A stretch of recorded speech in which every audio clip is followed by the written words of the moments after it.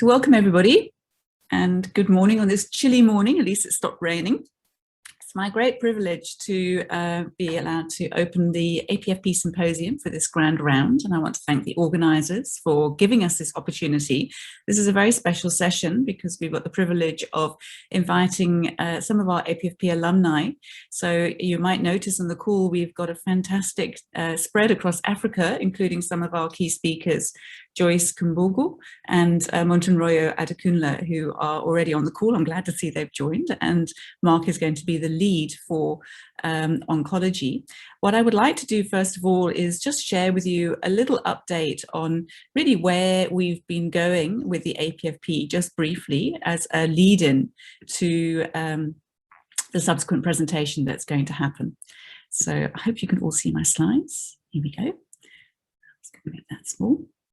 So the African Paediatric Fellowship Programme, the aim is to develop a strategic workshop with the hope of the development of strengthening paediatric healthcare for Africa, in Africa.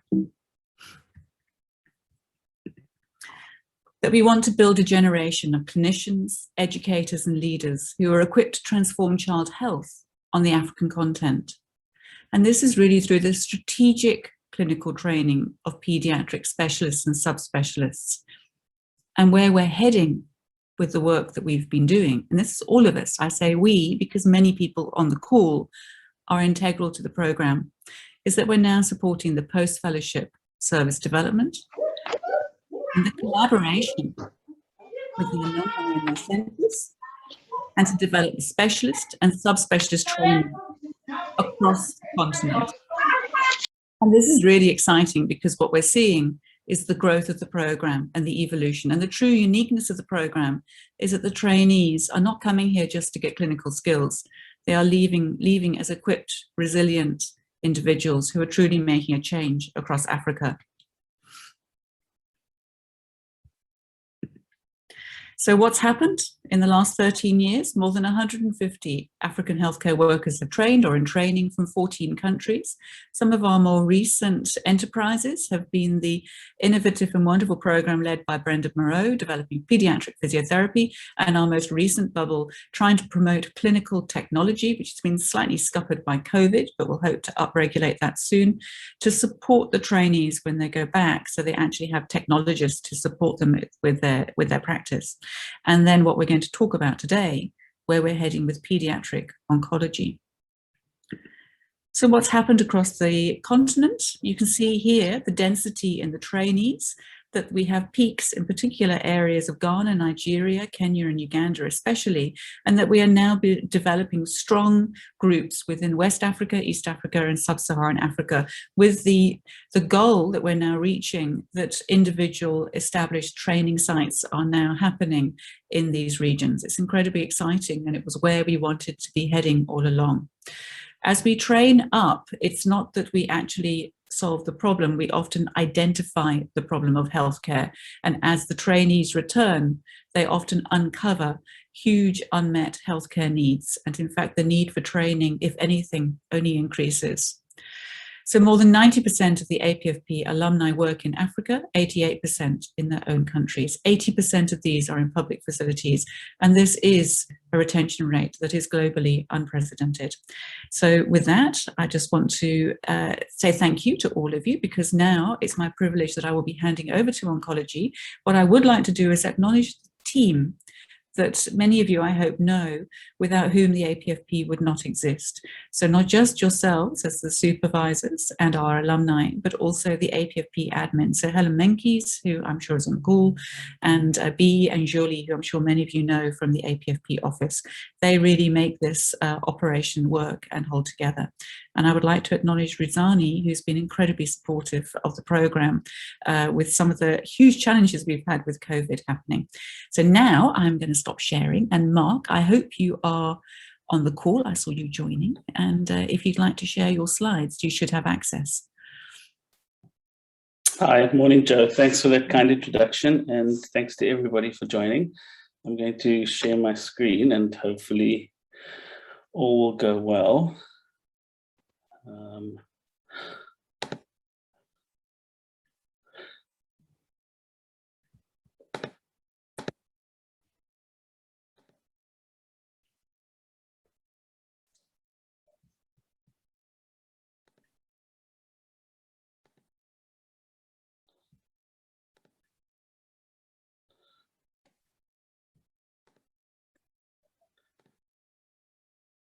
Try this again.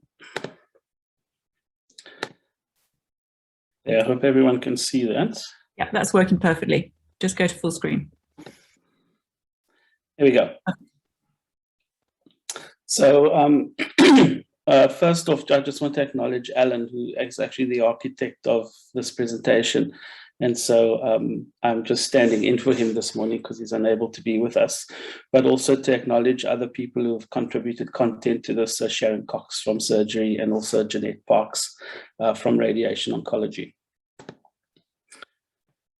So to Jo's point in her opening, we have tried very hard to build a team project across the continent.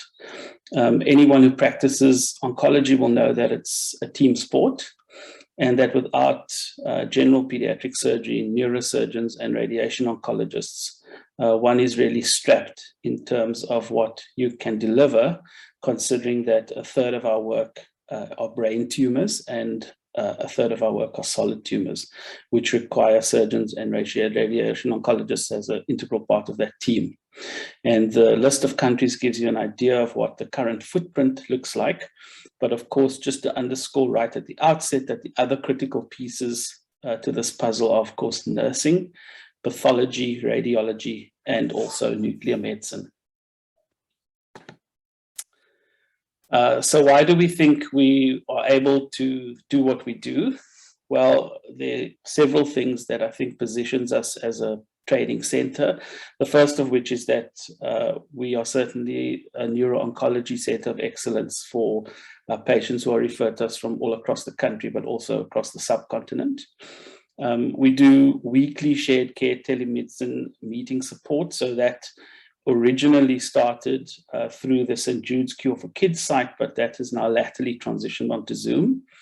We also secured a large cancer grant to support work in epidemiology and molecular biology in brain tumors, and also to set up a pediatric cancer database. And to that end, now we have an in situ research assistant in our research unit in G1.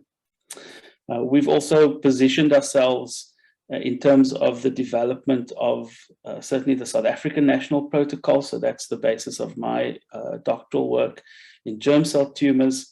But we're also very involved in the national work for Hodgkin's lymphoma and also for neuroblastoma, and hopefully others are going to follow shortly. We've also established a website. So I've put the website address there, and it's a really great site to explain to people who are seeking particularly neuro-oncology support the kind of services that we offer as a consultation service and for patients.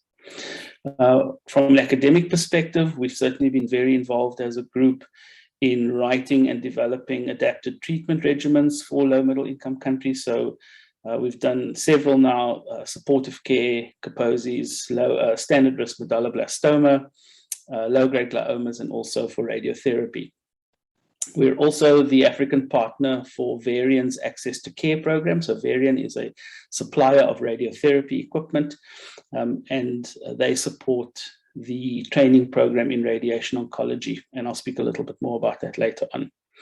And then also we are on an ongoing basis involved in teaching in international sites across various organizations. So for the International Atomic Energy Association, at our national protocol meetings for the International Society of Paediatric Oncology, which we hosted here in 2015. And Jeanette and I headed up the Fellows Education Workshop, which was specifically aimed at supporting trainees from low middle income countries. And then also for the Society of Neuro-Oncology, which was something Alan headed up in Morocco. And so what are our offerings? We offer two specific pieces. I'll speak about the second first, because all of you will be familiar with that. So the college certificate, which all of our specialist or subspecialist trainees participate in. That comes obviously with a MPhil project, and that, as you know, is a 2 or 3 year clinical training program, depending which subspecialty you are part of, and comes with various pieces, a logbook, a research project, a knowledge translation essay. The other component, which we've since developed And I should point out that when the program started, the intention was to train people for 1 year initially, for them to go back and for them to get a feel in terms of fit. And then if they were able, in terms of their funding support and their clinical commitments, to then come back for a 2nd year, complete the 2nd year of training, and if they wanted to or were required to then do the college certificate exam. So to that end, we built in the 2nd option, which is a postgraduate diploma in clinical pediatric hem-onc through the University of Cape Town. And the essential difference is that it's a 1 year clinical training program, so it gives people a shorter option, and it's a single oral examination, which is internal. And all of the candidates so far, so we've had 9 people over the last decade or so, and one of them have taken the 2 year certificate option. And that was really related to funding for that candidate. And then also, happily, all of our graduates are back home practicing in their own country. In terms of the teaching elements, well, it's fairly standard. And for those of you who train subspecialists will recognize this list. Logbooks with reflective summaries. There's experiential learning on site in clinics and in the ward. There are various small group teaching modules, I guess. So those that are case-based or disease-specific, and then modular learning, which I'll speak a little bit about on the next slide. There's a weekly journal club, and there are specific attachments in oncology to the bone marrow transplant unit up at Groote Schuur. Of course, since COVID, we've been doing bone marrow transplants ourselves. So that's a benefit to the trainees at the moment. Also an attachment to radiotherapy for planning, particularly for retinoblastoma, and also to the hematology lab, and then more latterly now to palliative care service at PedsPal. And then also looking just at pursuing evidence-based medicine solutions for individual patients. So in terms of outcomes, you'll recognize that many of you from the CMSA document that most of you are familiar with, but I want to highlight this absolutely core idea of a multidisciplinary team approach, because it ties back into what I said up in the introduction, that if you want to deliver really substantial oncology service to children, you need to have partners, and training a medical oncologist alone is not sufficient. So the modular teaching that I referred to in the previous slide starts with a discussion about the patient mix and the service platform, and it really speaks to the issue of how we can optimize clinical outcomes relative to resources that are available. So for example, we would start with standard risk leukemias, low-stage Hodgkin's, germ cell tumors, some of the brain tumors, because the chemotherapy is largely outpatient, and those are groups of patients in which one anticipates good outcomes. So that's the place to start, and then to build in levels as one gains more and more success. And so in that discussion, we look at infrastructure, personnel, the availability and handling of drugs, what is your surgical and radiotherapy support like, also pathology support really, really critical. And we obviously look at those in various arenas, so in diagnostics, in the delivery of care and supportive care in particular, because for most of our partners, access to, for example, pediatric ICU is not a given. Again, the MDT, which is the kind of central holy grail of that discussion, and then a focus on education and training, and then how we support that whole system. So how it's administered, how it's funded, and of course then advocacy for pediatric cancer provision. Of course, training medical professionals is just one element, and everybody knows that unless you train nursing staff in concert with doctors, you really can't run a sustainable service. And so this slide really shows you the program for invited nurses that we've had from our partner institutions in other countries. So this program started out originally as a national program for training nursing staff at our shared care sites in South Africa. And so we had some experience in how the program would work before we took on nursing staff from other countries, and we tried to train nursing staff in places where we had already trained medical oncologists. And so it's really a combination of experiential learning, of skills training from the nursing staff themselves, and then didactic teaching from a range of people, the nursing staff, our pharmacists, and also the consultant staff in the unit. Just to say a little bit about pediatric surgery. So I mentioned a critical partner for service delivery. And again, they have two offerings, the college offering, which is 3 years, and then a 1-year fellowship where there's no certification afterwards, but it's contingent on the candidate having sufficient experience. And of course, they participate in all functions of the surgical division. So that's not necessarily oncology specific. I missed out the exposure to the skills lab, which you're all aware of, and those focus on specific things like line insertions and ultrasound techniques, laparoscopic surgery. But in terms of the specific oncology attachment, of course, central venous access devices is a critical part of our work. So many of our patients require central lines for the administration of chemotherapy. It focuses on biopsy techniques and solid tumor excisions, and then also the pre-diagnostic and post-chemotherapy complications, which may be surgical. So things like bowel obstruction and neutropenic enteritis. This data comes from Jeanette Parks from the Radiation Service, and this is a 20-year audit looking at their program. Essentially 28 candidates from the Afro-Caribbean region and also from the Middle East. And of those 28, 10 still currently in their program, 16 have completed and 2 have not completed. And of the 16 who have completed the program, 7 of them are currently heads of academic departments in their home countries. 6 are working in their own countries, 5 of them as specialists and 1 as a medical officer in oncology. Unfortunately, 1 lost to New Zealand and 1 working in another African country, so not from where they originally came, and 1 is currently not working, but is planning to return to their country and to work there as a radiation oncologist in time. I mentioned the Varian program. So this is the access to care program that's supported by Varian Medical Systems and run in conjunction with CPUT and the University of Cape Town, also Groote Schuur Hospital. And the essential underpinning of that program is really to invest in regional excellence. So the ethos fitting really very well with the African Pediatric Fellowship Program concept. And what do? Well, they train radiation oncologists in planning techniques, so using sophisticated CT and MRI fusion imaging to plan and then both to plan and to deliver treatment. And this slide just shows you the various components of that training program.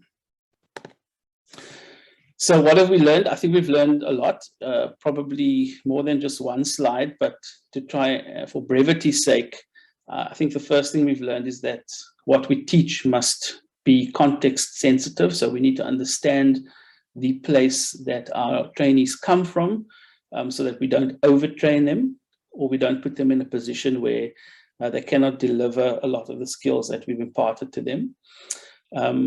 The issue that Joe pointed out again in the beginning about generating institutional partnerships. So I would say probably Ghana and Uganda, and now latterly Malawi and Nigeria becoming, growing in terms of our institutional investment.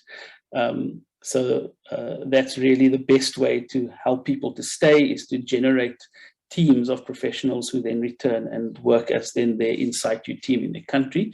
So that speaks to the third issue. And then a very critical thing is about support after people have gone home. So it is critical to stay in touch with people who have trained, and we try and do that weekly through our meetings, but we're always in contact with them, supporting them, both in clinical matters and in matters that pertain to leadership, both on the continent and also in the international arena. So thank you to Joe and to all of our staff at APFP. Without them, this training piece is not possible. It's self-evident on what she's shown. the massive success that the program has been. So I thank you. And if there are any questions, maybe take 1 or 2 questions now, depending on what the time is like, or we'll move straight on to Joyce's presentation. Wonderful. Thank you very much, Mark. That's brilliant. Do we have any quick questions from anybody? Well, Joyce, are you ready to go? Do you want to start uploading your talk? If anybody wants to put in any questions in between, please put your hand up if you do. There's a reaction button. If not, Joyce, do you want to go ahead? And then, Mark, would you like to introduce Joyce? Yes, so Joyce is an amazing colleague, and I am very pleased to say a very dear friend. And I have on my list of things to do to go and visit her, to walk through her amazing garden, which she's always showing me. Joyce came to us in 2011 for a year. She came on her own as a married person. Her husband stayed behind in Uganda, and she came with her then youngest son. So to be able to do that as a person coming to Cape Town was absolutely phenomenal. Absolutely loved having her. We were very sad to leave when she left. But she came back in 2015 for a year to complete her training and absolutely sailed through the college exam as we knew that she would.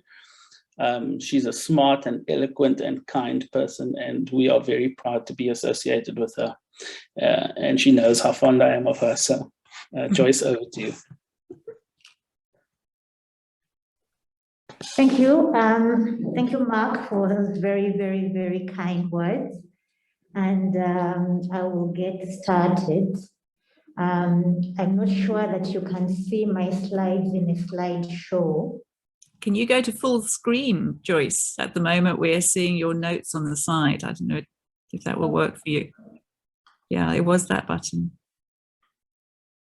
Not sure now what's going on. Where you were just below, look better, the full screen button, the one at the bottom row where the, yeah, that one, try that one. Not working. Isn't it? Okay. It's very determined not to. If not, go to slideshow at the top row. Can you now see the... Yes, exactly. Well, we're on presenter view, but it's absolutely fine if that works for you. Okay. Now it's gone dark. Just press it. I'm not sure what I'm doing. Is this one? Jo, can you just check if do you have 2 screens on your monitor, Joyce, or do you have 1? I'm not sure what exactly is going on, but you can see this one at least. Yes, we can. We're just on presenter view. Okay. Oh, thank God. Just Dennis to come and help me. He's in office. All right. These things are a little bit tricky, but I'm going to get started, and then someone will come and help me. So I'll start again. Thank you very much, Mark, for introducing me so nicely. And I want to also affirm that Mark is one of my very, very, very good friends, and made lovely, lovely friends that have influenced my whole life since I came. Oh, thankfully, Dennis is here. It's not showing in the big floor. Show it in the big thing. Yeah, maybe you can. Yeah, but they're not seeing it in the big thing. Is this the way it's supposed to look? Okay. Okay, so fine.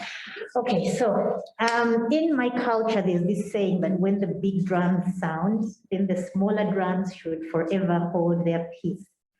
So I find myself in a very unique position as a smaller drum to try my very best to do justice to this presentation. And I have been given a unique opportunity. I thank you very much.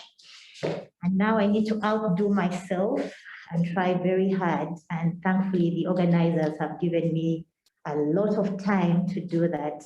I just hope I'll be able to do this in 15 minutes or so. So thank you very much. So this is me. I've tried to put a picture of myself here. And I am Joyce. I don't know if you can see me now. And I head pediatric oncology at the Uganda Cancer Institute in Uganda. And I am also starting this year in October, the incoming continental president for SIOP, and SIOP is the International Society for Pediatric Oncology. So I find myself in this really, really big position that I hope I can do justice to on behalf of Africa. But very importantly, I am an alumnus of the APFP on 2 occasions in 2012 and 2017. And so I would like to speak in this perspective. So I wanted to give my story. I asked myself many times how I should do this without pontificating, but actually just come across nicely as a sane person who's just trying to represent the space. And so this is my trajectory. And I want to look at it in 3 phases. The first phase, when I stumbled into the Uganda Cancer Institute as a fresh graduate from a residency program at Makerere University. And then I had this amazing opportunity to train 2011, 2012 at Red Cross with Alan, Marc, and the rest of the gang. And then the orange circle is going to be what I then did in phase 1. And then the green sphere will be what I did in what I've been doing the phase 2 after my second rotation. And this is me now, who is a more seasoned person, I think, compared to this very young, fresh-faced person. And this is the building where I spend most of my time. And I wanted to look at myself in these spheres, clinical care, training, research, policy, and advocacy, since I joined the APFP program almost a decade ago, which is amazing. I'm really old now. All right, so this is where it started. If you can see this black and white photo, this is the Cancer Institute then. That's an iconic building. It's since been torn down. But this was it in 1967 when Dennis Burkitt made this little building and started his trials in Burkitt lymphoma. But you can see here in 2009 when I stumbled into this place, so it was pretty much unchanged. Somebody picked up this little post from I don't know where and put it on this electricity pole to indicate this institution. And you can see it's the same pole, I think, that was there in 1967. And this is a close-up of the building where I worked when I joined the Cancer Institute. So, yeah, so it's a little bit about the institute where I work, in existence for many years since 1967. And ironically, despite this being the case, children were, despite this being an institute that was founded to conduct research into children with Burkitt lymphoma, in 2009, when I joined the institute, children were the minority, and there was no dedicated children's service. There was actually no pediatrician. The people who worked in this institution were mostly surgeons and adult physicians. And so when I stumbled into this institution, I was mentored for about 2 years, 2009 to 11, by adult physicians, very well-meaning, nice people who were doing their best to look after children. When I joined the institution, they mentored me, but it became very clear that there was an urgent need to train a pediatric oncologist to spearhead the agenda for children with cancer, both at the institution and in the country at large. So I spent an amazing year with Alan, Marc, Farida, and the gang on G1. Then it was a really, really deep end because they take no prisoners. But I enjoyed it eventually. And I came back to the institution, and that's where phase 1 starts, 2012 to 2015. And really in this time, mostly what I did was establishing a dedicated pediatric oncology service at the UCI. And in the next picture, I wanted to show you where we started in that building I showed you in the beginning. We had a little corner on this side, which I think you can see, and you can see a child there, I think. On this side, on your right, were adults still, and I had a staff of myself, a medical officer, and 6 dedicated nurses on this side. And I think you can see me there. I got this sweater from Cape Town, and that time I was wearing it. If you look very keenly with some imagination, you can actually see that's me. So, and we had a service that started with children up to the age of 15, but after about a year, we were receiving about 250 new children every year under the age of 15. And very soon we had colonized this entire side of the ward. There was another side, another half of the ward on the other side. but we had quickly moved to occupy this entire half of this block. But at that time, we didn't have an outpatient service, so it was really not optimal. And this is because we did not have, the institute did not have any staff to spare to extend into the outpatient service, and there was actually no space anyway. And in the next slide, you can see here our tumor board that we started. That's me here in the corner. And we had a pathologist and a pediatric surgeon at that time, and one radiation oncologist, but we still tried. And on this side, you can see once a week we had a sit-down round, and that's because there was a lot of task sharing. We were very few, and so we wanted to make sure that a nurse could do something that the doctor would have otherwise done to make sure that we maximized the health workers that were there in this dedicated service. And you can see me here, and you can see these nurses here. You will see them appearing. We've grown with them over the years, and they are now very senior pediatric oncology nurses. And this person here was very dark. He's my colleague now. He's a pediatric oncologist, and we're 2 consultants now. And so moving on very quickly, this is a really, I have this on my wall. I tried to take a picture of it. This was a memorable occasion.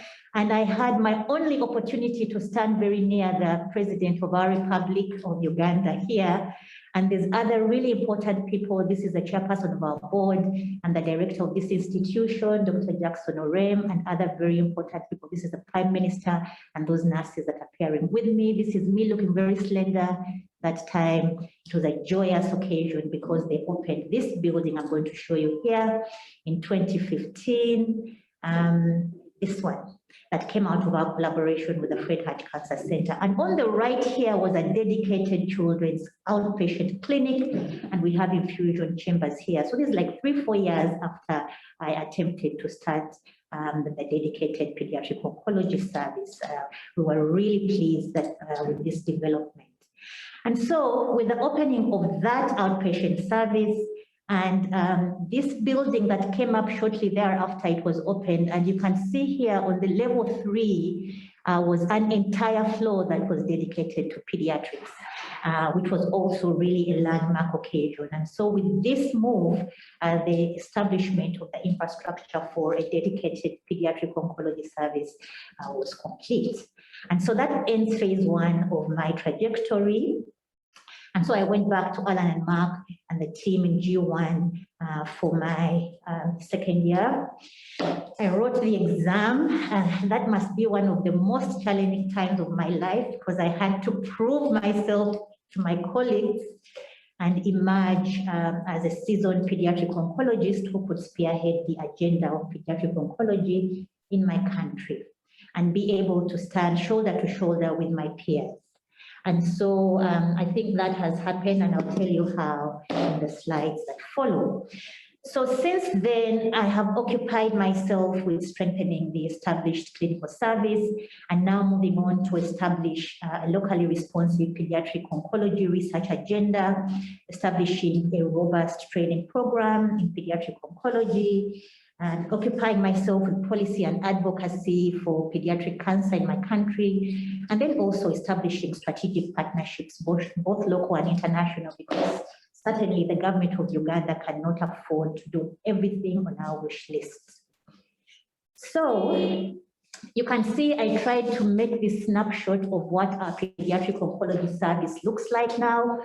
We have 2 pediatric oncologists, and now we have 4 medical officers, and we have about 23 nurses from where we started with 6 nurses. And now we receive up to 600 new children with cancer every year. And we've since extended to take children up to the age of 18 years, just to make sure that we have a pediatric and adolescent service that's fully fledged. And we've also leveraged civil society partnerships to make sure that these children, especially from upcountry, have transportation and boarding facilities, because this was one of the biggest causes of treatment abandonment. And so we've since addressed this. So, and this is a snapshot of our comprehensive clinical services for children at the Institute with regard to diagnosis and staging. And I don't want to go through this slide in detail, but at least we have the 3 modalities of treatment: chemotherapy, surgery, radiotherapy, and we also have an exit in terms of palliation and rehabilitation. And we have now occupied ourselves with establishing specialist services. So we now have a specialist retinoblastoma service and a brain tumor service. And we have a number of quality initiative projects. And this is our playroom that we established now, I think a couple of years ago. And we also established a high dependence unit since our institution does not have an ICU, but we do what we can for the children in these units. And this, I just had to show this because this is what our tumor board looks like. I think you can see me there. From the other little thing that we had, we now have a fully fledged tumor board with our pathologists, our surgeons, our radiologists, radiation oncologists, and their graduate students here. This is me here, and this is our fellow who's exiting in less than a month now. Okay, so quickly moving on, I wanted to talk about our training. We now have a training program in pediatric oncology at our Cancer Institute, which is now the home of the East Africa Center of Excellence in Oncology. So there are a number of training programs at that level of fellowships, and the pediatric oncology one is here. And you can see this is the faculty amongst others, but this is the core faculty. And beyond having the fellowship program, we now have the smaller attachments. For example, in about a month or so, we're receiving 2 students from Burundi who are not going to be able to do the full-fledged fellowship program, but they'll be with us for about 6 months. And then from there, we'll see what will happen. But Burundi does not have any pediatric oncology service at all. So we think that this will spearhead that initiative. And then, of course, we have training of other cadres, residents, students, nurses, and so forth. What have we done with research? As you can see here, 2014, 2013, we had almost nothing. The blue at the graduate students, residents, and then this red or maroon, this is our collaborative research, and then the green is our implementation research, and you can see how the curve is growing. So here we're mostly leveraging the graduate students to do our matrix research, and that has occupied itself with defining the epidemiology really of common cancers. And then the collaborative research focused on the priority cancers, which are also most prevalent: bucket lymphoma, acute leukemia, Wilms tumor, and others. In the implementation research, we've started on addressing our priority areas, including chemotherapy safety, for example, management of critically ill children, and others. So this is an area that we want to grow in order to have, evidence-based practice. What about policy and advocacy? This is the first edition of our cancer control plan that I have been involved in. And we now have a separate chapter for pediatrics in this, which we're very pleased about, to be able to organize, to have a coordinated effort in managing children in my country. And advocacy, we've really been a little bit opportunistic for radio, TV talk shows, print media, but we've done quite a bit to leverage the International Childhood Cancer Days. And you can see here the theme through our hands. And this is one of our children who's palming the tree of life. And you can see in the next picture that we made a big bag of it. This is me here. Nothing is a function in my country without a cake. And so we did cut our cake here, and you can see paparazzi here trying to cover the function. It was a really beautiful function. And we also leveraged the September Gold Month, and you can see here we have a number of activities, but this was the Childhood Cancer Survivors Camp. And we had me here, just in case you're wondering if I attended, and this is one of my very first survivors in acute leukemia in 2012. She came to us as a 3-year-old, I think, but now she's really moved ahead. And this is the one we had in 2019. And you can see here the cake I talked about. Nothing is complete without the cake. I was somewhere here in the middle. You can't really see me. I think this may actually be me here with the braided hair. This is the chairperson of our board, and this is the director of our institution. And last year, we didn't have a camp for obvious reasons.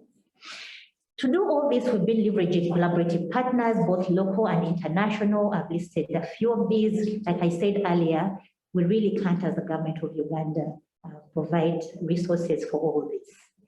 And then I wanted to end with talking about some of the efforts that we're doing, that I'm engaged in outside of Africa. This was ASCO Africa last year was hosted by Uganda, and I find myself with a pediatric session in there, putting it together. And this year we are, as East Africa, hosting the SNOSA 2021. This is Society for Neuro-Oncology in Sub-Saharan Africa, and we're involved in that with my colleague in Tanzania. And then I really had to talk about South Africa 2022. This Congress is being organized by the Uganda team. It's going to be next year, and I want to welcome you. Marc has already indicated, and I'll hold you to that, Marc, to come next year for this Congress in Uganda.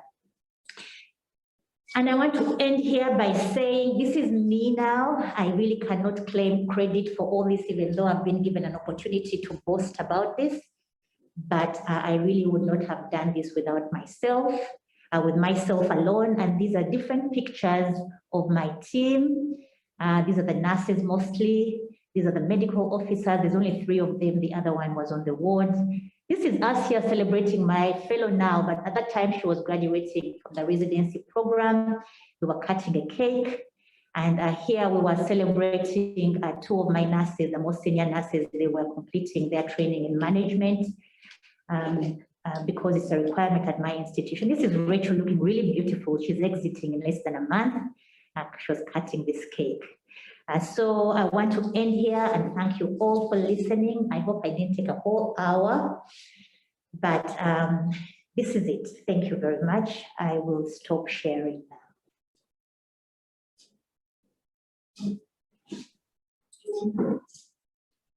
Joyce, every time I hear you, it just blows me away. It's just so beyond inspirational. Thank you so much. Marc, how would you like to move forward with this? Do you want to take some questions now, or would you like Motunrayo to have her say and talk? Yeah, we can certainly take some questions before Motunrayo starts, but you know, just to say what an absolutely phenomenal achievement it is to do what Joyce has engineered over the course of what is now 10 years. It's just unbelievable. I don't think people can imagine what 600 patients a year is. We would have to increase G1 6 times to cope with that number of patients. So the fact that 2 oncologists carry that kind of workload is absolutely extraordinary, along with all the other things that Joyce manages to do, and is just a phenomenal job. And of course, the wonderful thing is that she's now our boss, right? Because she's the new Continental SIOP president. So that's the most wonderful piece, you know, that we were able to be a part of that process for her. And I know she's going to do a phenomenal job. So yeah, I think let's take some questions for Joyce now, and then we'll move on to Motunrayo thereafter. So I'm looking in the chat group, and Joyce, I hope you get a chance to have a look at this later, or we can send you through copies of it. Basically, everybody's just saying it's just phenomenal and amazing. There's no specific questions for you. Joyce, I wanted to ask you if you had, say, one piece of advice to the alumni that are finishing and returning home. What advice would you give them for when they get back to their home centre? That's a very good question. And I would say that all this doesn't happen by chance, and it doesn't happen in 1 minute.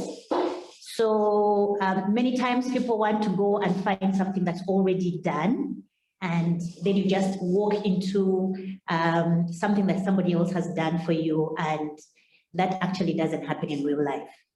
So I have talked about this as if it all happened in 1 second, but actually it's happened over decades. So I think one is to pace themselves, brace themselves, and then start. And there's many disappointments many times, but the issue is if you're trying to move and then there's this huge roadblock, then you just turn around and go around it. And then maybe the other thing I would say is that it takes you can't do this by yourself. You really need to do it with your team. So the team at the Institute is amazing, but to me, they're a family. So you need to grow them. You can't do this by growing, alone. So you need to pull everybody up. And when you pull everybody up, then collectively you move forward. So to me, that's what I would say. It's achievable. Everything is achievable if you buckle down and do it step by step. Thank you, Joyce. And then there are just two other questions that have come through. Norberta is asking about how did you find the training doing it in 2 time windows? Would you advise that? I don't think that there's a right or wrong answer here, because each has pros and cons. But if I could say, I think that it's important to contextualize your training. And that to me is one of the biggest advantages of doing it in 2 blocks. Because, and also to do the training after you've been a little bit grounded in where you're going, because then you can derive the maximum benefit from your training program. So the first time I went and fell into the deep end, there was this sea, and I had to rise to the challenge of these absolutely brilliant people, Alan and Marc, amazing, and Farida. And then I went back and I was able to apply that, but also to note the areas where I needed to actually improve. And then when I went back, I was able to focus on those areas with my home country in mind. And to me, that's very important. People don't realize how important it is to contextualize your training. But to me, that was one of the biggest benefits of doing it in 2 blocks. Thank you, Joyce. There's another question which I'm going to read out to you, but I would suggest, I hope we'll have time at the end. I want to say it, and then because I think it's relevant for across the whole region and not just your practice. Ombeva has raised, what are your thoughts and plans as a team to generate more funding to expand training for oncology services, so not just specialists but nurses and physiotherapists, and for areas like bone marrow transplant for the region? Now, don't answer that now, mull it over and think about it. And then Marc, can I suggest we let Motunrayo present if you'd like to introduce her, and then it might be a good question for both of them to tackle because it's relevant for everywhere. Is that okay? Yeah, absolutely. Perfect. So Motunrayo Adekunle came to us now almost 2 years ago. So she's almost at the end of her training, but has really been an absolute tour de force since she came. Somebody who is unbelievably kind, but also with an incredible work ethic. I don't think there is a weekend that I'm in G1 that I don't see her sitting in her office. She's come through her MPhil at record pace, with the kind of commitment that one rarely sees in the research space. So a very impressive candidate. She's our second candidate from Nigeria. And I see only good things for her. She's already trying to twist my arm to come to Nigeria and do more research supervision with her. So we'll see how that goes.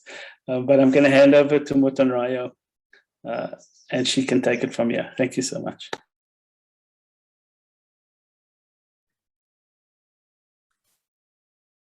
Motunrayo, we're seeing the Zoom screen. I don't know if you can flip it over to you, if you have some slides for us.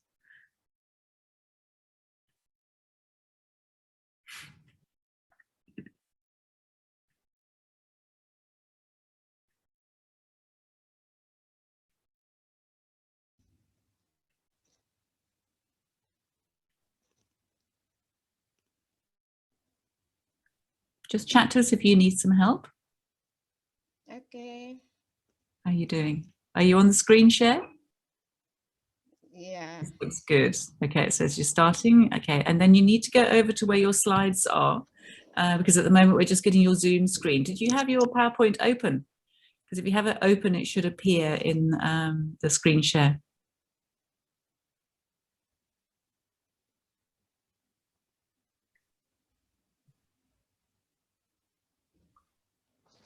Motunrayo, was it open beforehand? It was. Just a moment. You open the slides. This is looking good, actually. If you got your slides on your very impressive desktop. Okay. Do you know which one is yours? Is it the one on? Yeah. I'm sharing now. Can you see my slide? No, we're just seeing your desktop, which looks very, oh, here we go. Yep, wonderful. So now just go to, perfect. Okay, you're away. Go ahead. All right. Thanks. Okay, so thank you everyone, and good morning.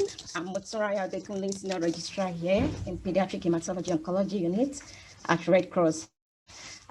This morning, I just want to talk about the reflection on the state of hematology back home in Nigeria and what I've learned so far. So briefly, I'm going to talk to you about the state of pediatric oncology in Nigeria, the impact of this fellowship training on me, what I intend to implement back home in Nigeria, and the role of APFP subsequently. So I came from Nigeria, and Nigeria is actually the most populated country in Africa with over 200 million people. 42% of this population are actually children. And I work in Lagos State, and Lagos State is actually the second most populated city in Africa. And we have over 20 million people living in Lagos State. The slide you can see below is actually one of our major markets in Lagos State. So you actually see throng of people in Lagos State. I work in Lagos State University Teaching Hospital. It's a tertiary institution, and here's a picture of the institution. Here's our entry gate, and the building here you're seeing is actually the pediatric building. We have 88 beds that houses the general pediatric ward as well as the emergency unit outside the neonatal units. So what's the state of pediatric oncology in LASOT? We have high referral rate, and in 2017 precisely, we had 44 cases diagnosed. And if I compare that to what obtains here in the G1 Red Cross, that's about 40% of the cases they see. So that's fairly high enough for us back in Nigeria, knowing well that we have just 88 bed spaces. One of the major reasons why we have such referral rate in LASOT is because for children, admission is free. Every child under the age of 12 years gets to be admitted free. And most of parents try to make use of this opportunity by ensuring or making sure their children gets admitted in pediatric in LASOT. We had no formal training in pediatric oncology, and this actually was one of our major problems because we're unable to do many of the procedures that could have actually helped these children, such as bone marrow aspiration, the trephine, reading of films, making diagnosis appropriately. Up till now, we have no separate ward for these children with cancer. They are actually admitted in the general ward and sometimes in the emergency ward. Difficulty in having blood and blood products, especially platelets, is one huge problem and one of the reasons why these children die. Sometimes some of these parents have to go to neighboring states to actually get some of these products for themselves and for their kids. Nigeria actually operates on what we call out-of-pocket health financing system. So parents get to pay for every investigation and every medication for their kids. This is actually a big problem for us in oncology because most of the times parents actually cannot afford such treatment.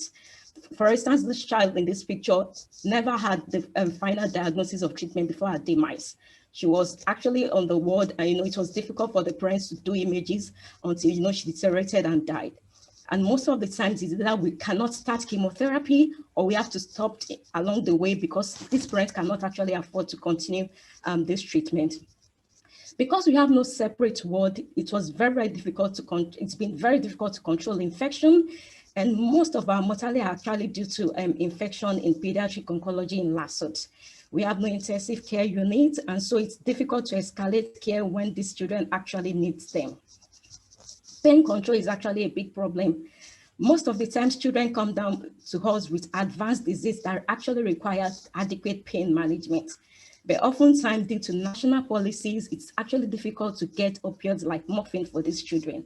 and we end up using just NSAIDs, which are actually most of the time is not appropriate and they're not adequate for these children. And so pain control is a very big problem for us, as well as palliative care. Losing these children is actually a very traumatizing thing for us, but most of the time we had no, enough knowledge on what to do and how to actually guide the parents through the process and even to the end of the demise of the child. Our mortality rate is extremely very high. We lose nothing less than 90% of our children in oncology, pediatric in lawsuits due to several reasons: their late presentation, the infection that I earlier talked about. So several factors really account for what we face in the lawsuits. In terms of poor outcomes of these children, late presentation is a very big problem. Most of the times these children come very, very late. As you can see in this picture there, you can imagine a parent actually bringing a child with such a protruding ball. Most of the time the parent believes that cancer is not, does not exist in children, or they believe it's a spiritual problem. So they will rather seek, help from the traditionalists or from, their source of worship. Sometimes these children come to us with different scarification marks being done from where they are coming from. And of course, the socioeconomic impediment in the country is actually a major problem. And then most of these parents know that when they come, they can't afford treatment. So why are they coming? Inadequate knowledge in terms of the health professional is also one of our problems. Malaria is a major problem in Nigeria. So you find out that when a child actually goes usually to some of these hospitals, they'll rather treat malaria, give many blood products, until much later before they realize that, oh, definitely this might not be malaria. And by the time they are referring these children to us, it's actually very late. And just for us to realize that they actually have acute leukemia and not malaria. The referral system is very ineffective. Is that they are being referred very late, and also self-referral actually occurs in lawsuit. Because of this self-referral, you find out that sometimes the bed spaces are actually occupied by cases that actually could have been treated in other secondary hospitals, thereby leaving beds for children that require specialist care like cancer.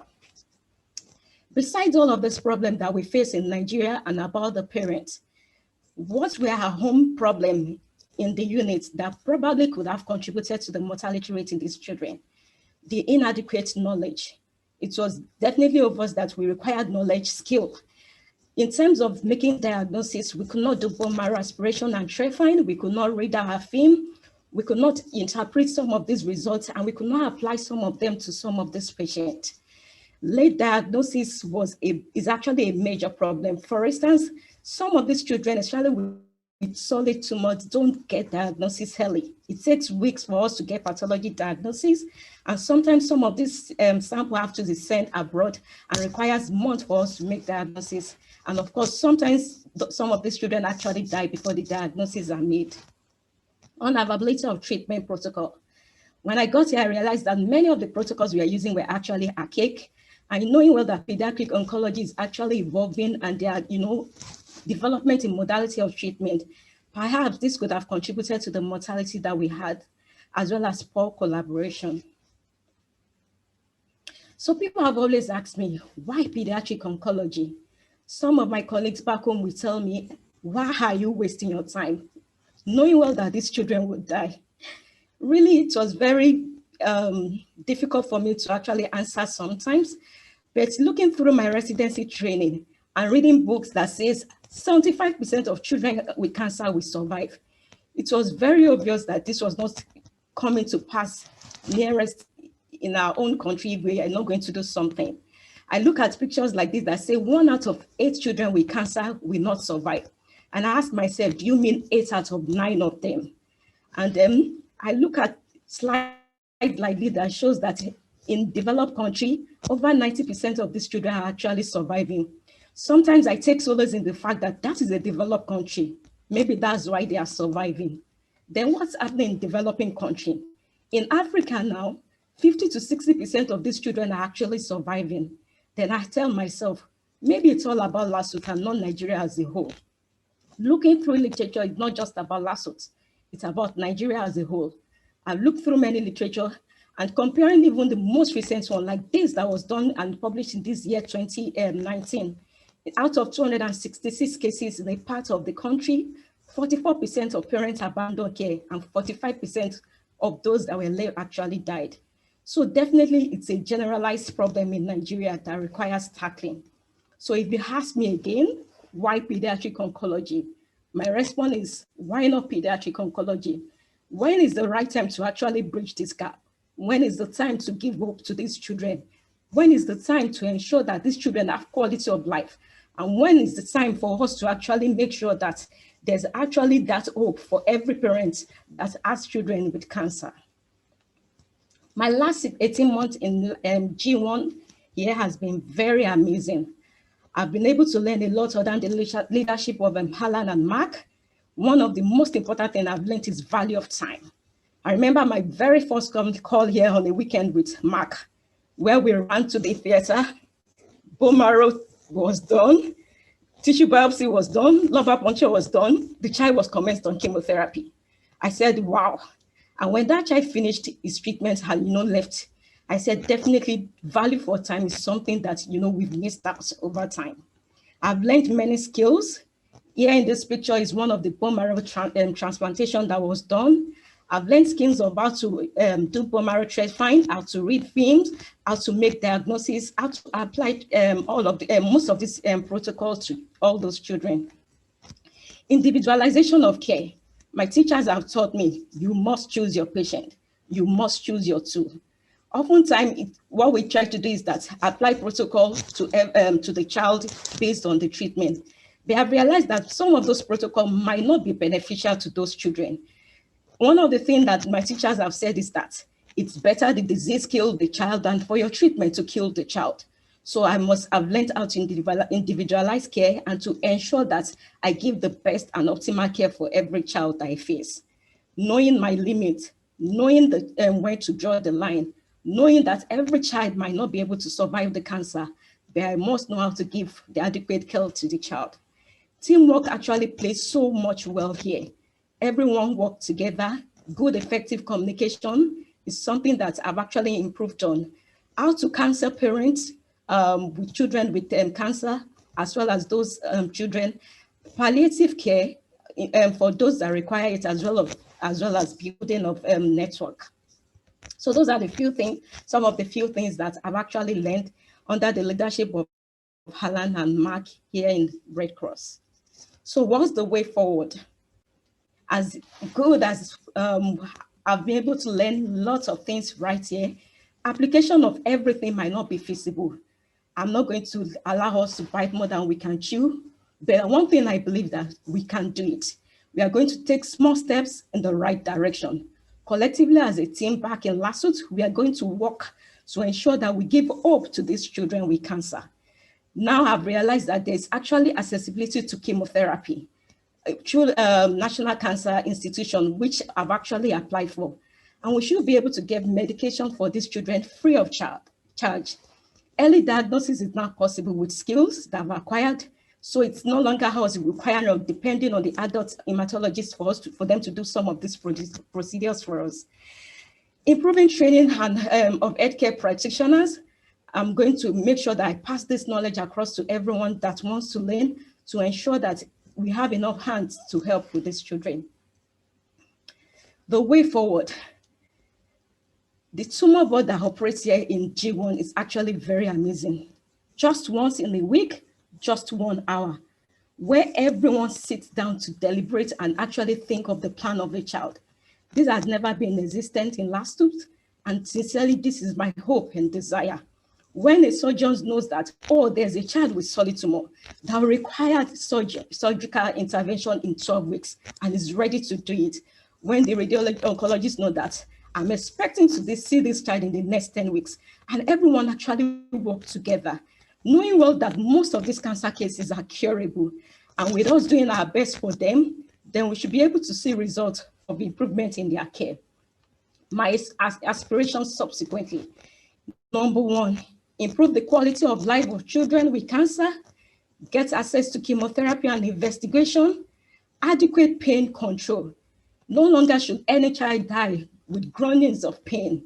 Every child that must die peacefully. That is one thing that operates here. Pediatric oncology was subsequently, it is possible, we will work towards it, and we will get it. Here in G1, one beautiful thing that always operates is this picture that you are seeing right here. When the child is done with treatment, especially after 5 years of survival, they ring a bell of victory, bell of being a survivor. I'm looking forward to the first time this bell will be rang in Lasut, believing that the day to be, there will be many more children that will definitely ring such bell. These are my desires and much more to come. So the role of APFP subsequently, it's been beautiful coming here through the help of APFP, which I appreciate so much. Advocacy, please, you need to advocate with us. There are many things that has to be done in Nigeria, and we can't do it alone. We need your help, especially when it comes to government, especially when it comes to policy, especially when it comes to change, especially when it comes to determination in moving forward pediatric oncology, especially in Nigeria. I believe in team training. I'm glad I've been here, but perhaps team training is much better. For instance, if a pediatric surgeon has opportunity of coming for just a few weeks to learn pulse insertion, then we'll stop peripheral vein insertion, and that will reduce extravasation of chemotherapy, and that will also improve the quality of life of these children. So I sincerely hope that APFP will look into that on how to get team training possible for us, so that will eventually help us in the care of these children. So overall, pediatric Lasut oncology is going ahead to make change, and we believe in years to come, just like Joyce, we'll be able to say a good story about this training. Thank you.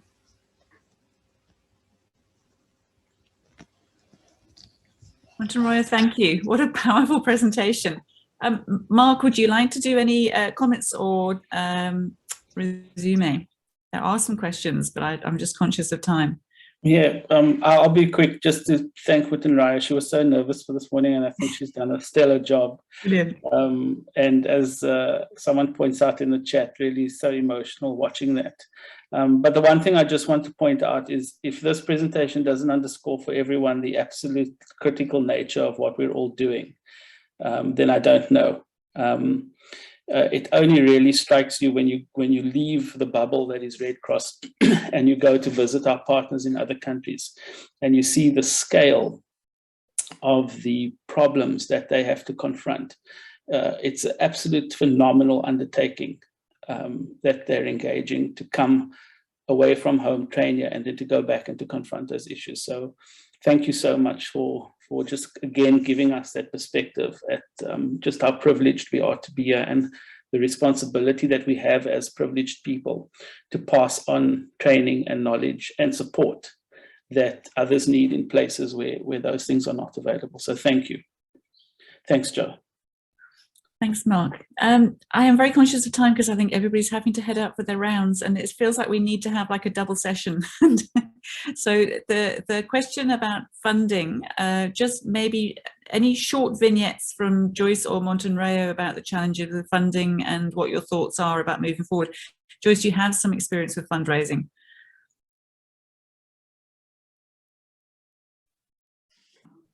Thanks, Joe, and everyone. So funding, I think, is a big challenge for everybody, especially if you're looking for funding to train. And there are not many partners who specifically fund training at that level, at least on a continuous basis. However, one of the things that I can say from our experience is still collaborative partnerships. And then, you know, as soon as you get a partner, you begin to look for the next partner. So I can say at our institution, for example, one of the things that we're very working on right now is having a training program for the nurses, because like Motunrayo was saying, you actually really need a team.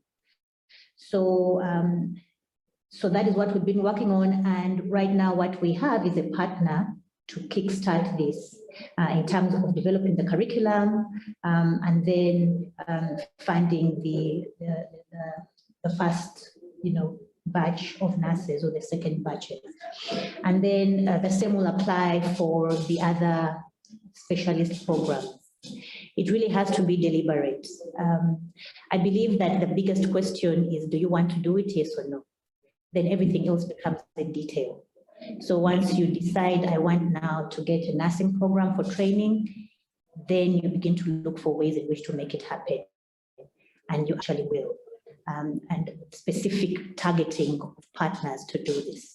So that's what I would say. It's not sitting around there, the funding telling you, come and find me, here I am in this corner. Not really. You have to be deliberate about this and eventually get.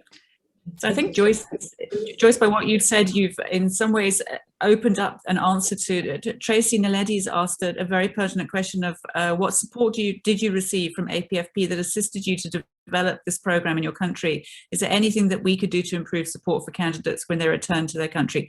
So the answer to the second part is yes, more help is always good, and forming strategies is good. Every trainee that goes back strengthens our network, and we are all colleagues and collegial colleagues across the continent. And as Marc said, Joyce, you are now his boss in some ways. But what is absolutely essential with the APFP is that it should not be that APFP continues to dictate or drive. The point of the training is that we empower you, as you have so eloquently demonstrated, and Motunrayo has so eloquently illustrated, that you are equipped with the skills to drive and force as you go home, and then to demand and instruct of us and our colleagues across the whole of Africa, because this network, we all work together, of how we can help each other with actually strengthening. So it's a building and an evolving animal, and it's just trying to keep it under control and make sure that the target stays in the right directions. But Tracy, it would be very interesting to then expand that further with the APFP to talk about how we can help. I am looking at the other questions, and there are some wonderful points that have been raised and about continuing collegiology and just kind of developing things. I think just in the nature of time, I feel that we probably have to stop, unfortunately.